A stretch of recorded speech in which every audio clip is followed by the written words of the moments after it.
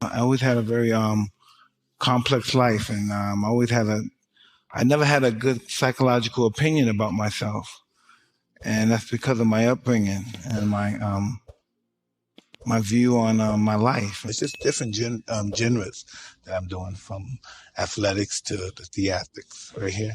I like doing the stage. That's just what I love doing, being on stage more than even movies. That's just what I really truly want to be, a stage performer. It keeps me away from finding out more about who I am. That's what we do in life. We avoid finding out who we are, so we get involved with so many other things. I can ruin everything I have right now very simply. I can just make that wrong detour. I'm very conscious. I've been that direction. I know where that's going to lead me. I know I'm not going to win. Yeah. I'm tired of losing. I want to win now. I'm going to destroy my beautiful family. I'm going to destroy myself. I could talk to anybody about how I feel about myself. That's my only strength that I possess. To be honest with me, myself, it's just who I am as a person. It's just really who I am. I don't know if my older kids really want me to be that close, but I'm just happy that we're friends now. We respect each other. I still have a long way to go, of course. I'm not be lying to myself if I said I didn't, but we're still working on it. It's not over yet. I didn't give up, and they didn't give up on me. I don't know how to judge myself as a father. I'm just taking care of my kids. They have no idea what it's like not to feel safe at home. They don't know those experiences in life. I'm really happy that they don't. They have other challenges they have to deal with in society and life, in the class war that we're dealing with now. I'm glad that I'm married and I have a wife that can go through life with me and understand that this is my priority in life. You know, I have to take care of these babies now. Mm-hmm. It takes me back to Brownsville, where I'm from, Brownsville, Brooklyn. It was just really overbearing. You know, I grew up in an abusive household and stuff, but never to the degree where you would think the whole world would see it, you know? I grew up in Brooklyn, New York. I started in Bedford-Stuyvesant, and it was not a bad neighborhood at that time. Me, my mother, my sister, my brother. And then something happened, I guess. Hard times or something. And we had to go. And we went from Bedford-Stuyvesant, we went to Brownsville. And Brownsville was just, whew. Yeah, they used to bully me in school. And so I never went back to school. So when my mother used to send me to school, I would just be hanging around in school. So I wanted to be a street guy. Mm-hmm. So bad. I wanted to be a street guy so bad. I don't know why, because I was always getting beat up and bullied and people were taking stuff from me. Uh-huh. Yeah, so I grew up, I didn't feel safe at home. I saw guys on the corner, just like everybody. I saw them on the corner, and I realized on the corner, nobody with those guys. Mm-hmm.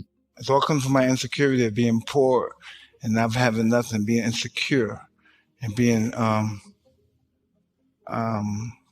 yeah, that's what it is, obscure. I never wanted to be obscure. I was born in obscurity, and I never wanted to deal with that again.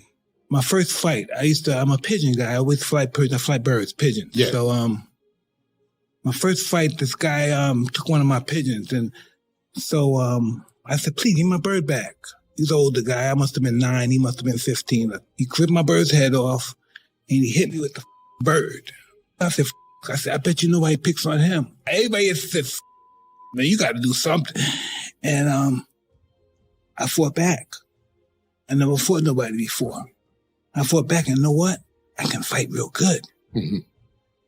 So after that, everybody would bring other kids from different neighborhoods around to fight me for money.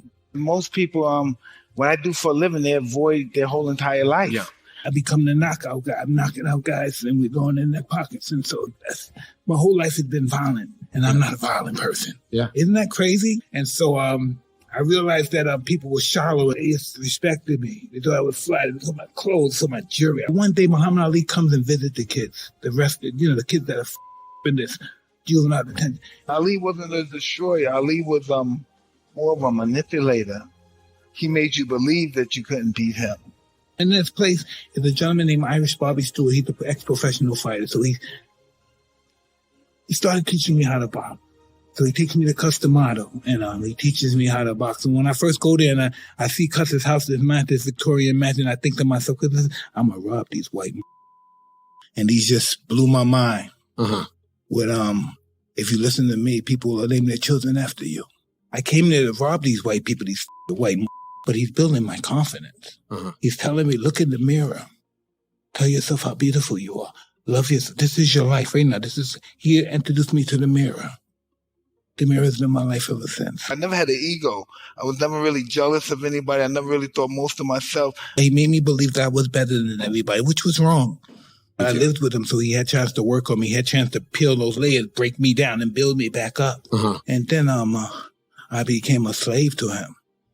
I needed it's every word. I needed him to say, "Is this okay? Can I do this?" He became my conscience. Cousin, we're all ego driven. Listen, when I first met, because I thought they were living good, but he's living with his woman companion, and this is her house. All this stuff is hers. And he convinced us somewhere that we're going to get a great champion. We got to turn this into a training camp, because he's a fanatic fight. That's all he lived for. It's October 2nd, 1980. Ali fights Larry Holmes. After the fight, we got in the car. No one talked. We all opened the door. We all went to our rooms. We never talked. The next morning, Cuss is on the phone with Muhammad Ali. So I'm always on the side to hear what he's talking about and stuff. He said, "I have a 14-year-old kid. He's going to be heavyweight champ of the world. His name is Mike Tyson. Please tell him to listen to me." He don't know I heard him say that. I was listening. Every time he talks on the phone, he's talking to very important people sometimes. He's almost getting sensitive, emotional. Why is a bum? Almost crying. He's a bum. Why you let him hit you? Why you let him beat her? Because it's very delusional. That's like myself. Is that when what you I mean? I say delusional in a magnificent way. Yeah. Delusional is my way of life. This is the kind of guy I am. If I you, I love you. I can't nobody. I'm one of those guys. Can't do this. It affects me psychologically. I believe somebody loves me. Then I fall in love with the fact that delusion that somebody loves me. Our world was winning and beating people and looking spectacular doing it. It wasn't about anything. Our whole life wasn't about making money, wasn't about being rich. So I talked to Ali on the phone. I'm on the phone, I'm crying. And he was saying, but I said, when I get big, I'm going to get him for you. I'm going to revenge you. If I said some stupid, I'm going to restore your honor. I did that, but you just can't, how great of a fighter Larry Holmes is. Yeah. You know what I mean? Yeah.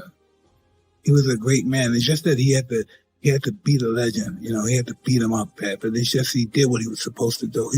But Larry Holmes was such a magnificent fighter. I got a couple of amateur fights. I'm gonna avenge the great Muhammad Ali. He didn't even listen to me. He's still talking. He didn't listen to anything I said. And then January 22nd, I'm fighting him. And then Ali comes into the ring and said, "Get him for me." I don't think that way now. I was just disappointed that I didn't kill them back then. That was just my main objective, because I wanted to succeed so bad, and I was failed, and the fear of not succeeding was worse than dying. So I just wanted to make sure they never got up.